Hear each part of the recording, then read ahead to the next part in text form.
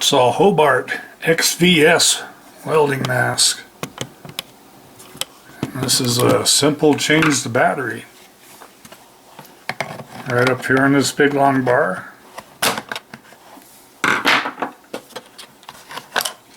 There you go. These are AAA batteries. It takes two of them. They just slide right in there. One of the most important things is when you put this cover back on, make sure this goes in a locked position, because you don't want that falling off and your batteries falling out while you're welding.